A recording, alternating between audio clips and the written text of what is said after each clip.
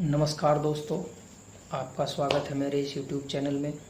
आज हमारी बात होगी उत्तर प्रदेश के बहराइच ज़िले में भेड़िया का आतंक।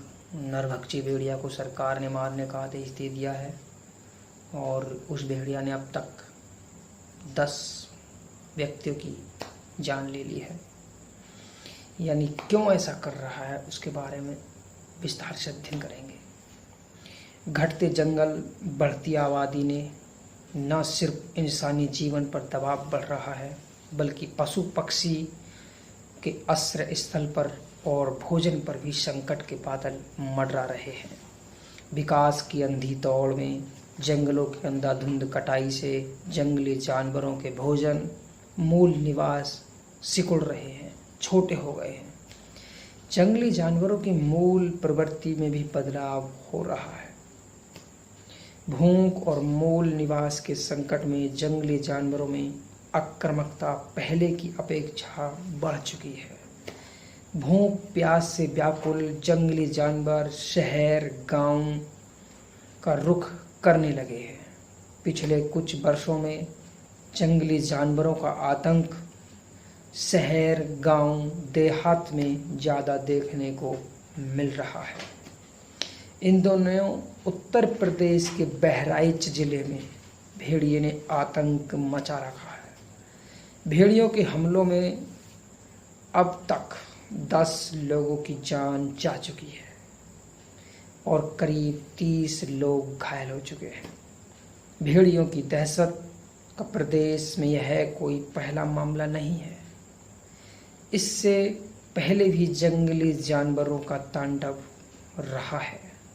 भेड़ियों के आतंक से निजात पाने के लिए राज्य सरकार ने उस नरभक्षी भेड़िया को मारने का आदेश दे दिया है। मज़े की बात यह है कि मनुष्य की जान पर संकट बने भेड़िया का वजूद खुद खत्म होने के कगार पर है,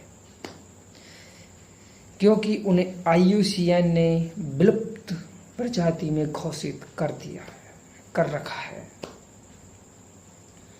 और वे बाघ जैसी संख्या में आ चुके हैं। पशुओं के शोधकर्ता और विशेषज्ञों का मानना है कि जंगली जानवरों में सबसे ज़्यादा शर्मीला जानवर होता है भेड़िया। ये जंगली मनुष्यों के संपर्क में ही नहीं आते और न ही इंसानों पर हमला करते हैं। शर्मीली प्रवृत्ति होने के बावजूद भेड़िया इंसानों को क्यों अपना शिकार बना रहा है, ये पहला प्रश्न है। जंगली जानवर, भेड़िया या कोई अन्य जानवर मनुष्य को बेवजह परेशान नहीं करते। उत्तर प्रदेश का जिला बहराइच तराई का हिस्सा है, जो दक्षिणी नेपाल और उत्तरी भारत की सीमा पर फैले दलदली निचली भूमि का हिस्सा है। यहाँ बरसात में बाढ़ का खतरा बना रहता है। कोई भी जंगली जानवर किसी कारण से मूल प्राकृतिक बास को छोड़ता है। भोजन की कमी होती है तब जंगली जानवर भोजन और सुरक्षित बास की तलाश में शहर कस्बों की ओर बढ़ते चले जाते हैं। ऐसे में मांस भक्षी जानवर पालतू पशुओं या मनुष्य को अपना शिकार बनाते हैं। जो शाकाहारी पशु होते हैं वे भी फसलों पर धावा बोलने में पीछे नहीं रहते।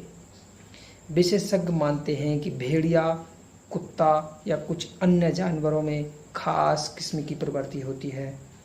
वह यह है कि यदि उन्हें एक बार इंसान के मांस का टुकड़ा लग गया, हाथ यानी खून लग गया इंसान का, तो वह उस मांस का आदी हो जाता है। यही वजह है कि बहराइच में भेड़िया मनुष्य को अपना शिकार बना रहा है। उसका तांडव भले ही बहराइच में हो, लेकिन इस घटना से पूरा देश सहमा हुआ है। भेड़ियों पर काबू पाने के लिए शासन प्रशासन कोशिशों में जुटे हैं, फिर भी भेड़िया मनुष्यों का शिकार करने से बाज नहीं आ रहे हैं। भारत में भेड़िया विलुप्त होते वन्य जीवों की श्रेणी में आते हैं। इसीलिए देश में इनकी संख्या काफ़ी सीमित है। यह भी हो सकता है कि नेपाल से भोजन या किसी निवास की तलाश में या अन्य वजह से बहराइच में भेड़िया अपना ठिकाना बना रहे हों। कुछ भी हो, लेकिन भेड़िया के बढ़ते हमलों से देश प्रदेश के समक्ष चुनौतियों का कई सवाल खड़े हो रहे हैं। भेड़िया या अन्य जंगली जानवरों में इंसानों के प्रति प्राणघाती हमलों की प्रवृत्ति क्यों बढ़ रही है? इंसान की आहट से दूर रहने वाला जानवर इंसानों को भोजन क्यों बना रहा है? क्या जलवायु परिवर्तन से जंगली जानवरों की मूल प्रवृत्ति में बदलाव आ रहा है? क्या कारण हो सकता है जिससे जंगली जानवरों को मनुष्य पर हमला करना पड़ रहा है? सरकारें मानव बस्तियों के विस्तार और शहरीकरण को बढ़ावा देने पर बेहताशा वनों को कटवा रही हैं और शहरीकरण को बढ़ावा दे रही हैं। आधुनिकता के नाम पर जंगली जानवरों के आवास को छीना जा रहा है, वनों को काटा जा रहा है। मनुष्य के विकास पर ज़्यादा ध्यान दिया जा रहा है, लेकिन जंगली जानवरों के प्राकृतिक आवास की अनदेखी की जा रही है। जंगलों की अंधाधुंध कटाई और बढ़ते शहरीकरण से जानवरों की प्राकृतिक आवास सिकुड़ रहे हैं। यह समस्या इंसानों के लिए न केवल घातक सिद्ध हो रही है, बल्कि जानवरों के अस्तित्व पर भी संकट मंडरा रहा है। हाल ही में एक अध्ययन से पता चला है कि आने वाले कुछ सालों में मानव जनसंख्या वृद्धि के चलते आधे से ज़्यादा जानवर इस क्षेत्र से विलुप्त हो जाएंगे या उन क्षेत्रों पर मनुष्य का कब्जा हो जाएगा। स्पष्ट है कि जंगली जानवर और मनुष्य के बीच संघर्ष बढ़ जाएगा।